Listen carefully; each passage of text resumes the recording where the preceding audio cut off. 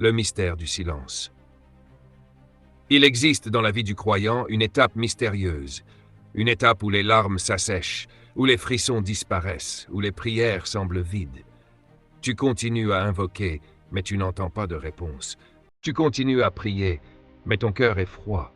Tu continues à réciter le Coran, mais la douceur que tu connaissais a disparu. C'est ce qu'on appelle le silence d'Allah. Beaucoup pensent que ce silence est un signe d'abandon. Beaucoup croient que c'est un rejet. Mais en vérité, c'est une élévation. Allah t'emmène vers un degré où tu n'adores plus pour les sensations, mais pour lui seul. C'est là que commence la foi nue, l'amour dépouillé, l'adoration sans condition. Étape 1. La foi par l'exaltation. Au début du chemin, Allah attire ton cœur avec la douceur. Tu pleures facilement dans la prière. Chaque verset du Coran te bouleverse. Tu ressens des lumières intérieures. Tu vois des signes partout. Tu as envie de prier, de jeûner, d'invoquer. C'est la période de l'exaltation spirituelle. Allah nourrit ton cœur comme une mère nourrit son enfant. Tu vis porté comme sur un nuage. Mais sache-le, ce n'est pas encore une preuve de maturité. C'est un cadeau, une introduction. C'est l'amour qu'Allah t'offre pour te rapprocher de lui. Étape 2. L'éclipse. Puis vient l'épreuve. Soudain, les sensations disparaissent. Tu pries, mais tu n'éprouves plus rien. Tu jeûnes, mais ton cœur est sec. Tu fais du dhikr, mais ta langue récite sans que ton âme ne s'élève. Tu invoques, mais le ciel semble fermé. C'est l'éclipse. Comme si la lumière s'était éteinte, comme si tu étais laissé seul. Beaucoup abandonnent ici. Ils pensent qu'ils ont échoué. Mais ce qu'ils ignorent, c'est que cette nuit spirituelle est une preuve que tu avances. Allah veut voir si tu l'aimes pour lui, pas pour ce qu'il te fait ressentir. Étape 3. La foi nue. C'est la foi des prophètes. Ibrahim a.s. dans le feu, seul, sans secours humain. Yunus salam dans le ventre de la baleine, dans l'obscurité totale. Moussa devant la mer, avec Pharaon derrière lui. Le prophète Salam Taïf, humilié et rejeté, mais qui dit « Si tu n'es pas en colère contre moi, alors je ne me plains pas. » Dans ces moments, il n'y a plus de signes visibles, plus de sensations. Il ne reste que toi et Allah. C'est ça la foi nue. Aimer Allah même dans le silence. L'adorer même sans ressentir. Persévérer même sans retour immédiat.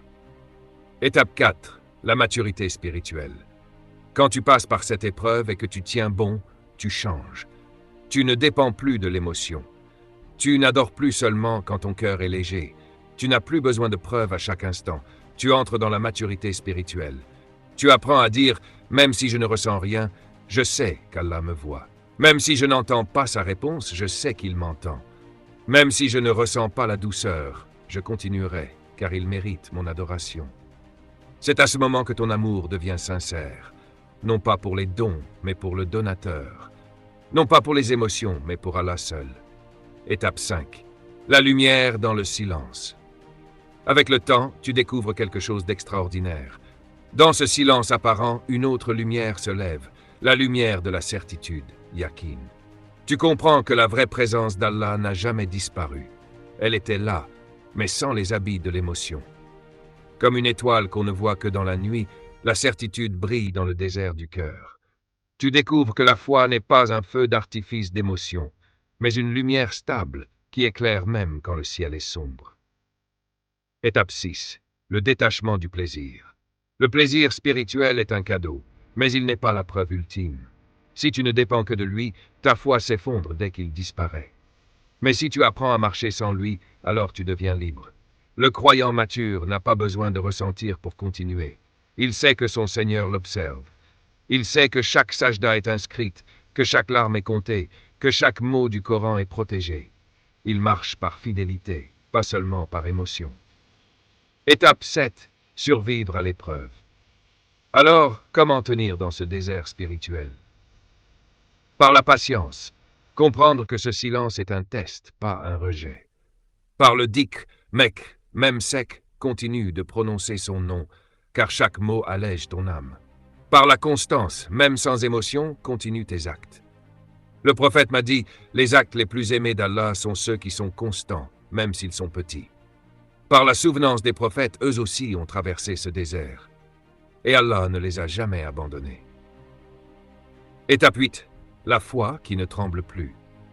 Quand tu traverses ces étapes, ta foi devient comme une montagne, solide, immuable. Tu n'as plus besoin de preuves à chaque instant. Tu n'as plus peur des trahisons, des rejets, de la solitude. Tu as découvert le secret. Celui qui marche seul avec Allah est mieux accompagné que celui qui est entouré du monde entier sans lui. C'est là que tu comprends que le silence d'Allah n'était pas une absence, mais une éducation. Il voulait apprendre à aimer avec une foi nue, une foi sincère, une foi qui ne tremble pas. Conclusion. Le sommet de la servitude. La plus grande épreuve n'est pas la douleur, ni la pauvreté, ni la trahison. La plus grande épreuve, c'est le silence d'Allah. Mais si tu le traverses, tu deviens de ceux qui l'adorent avec une foi pure.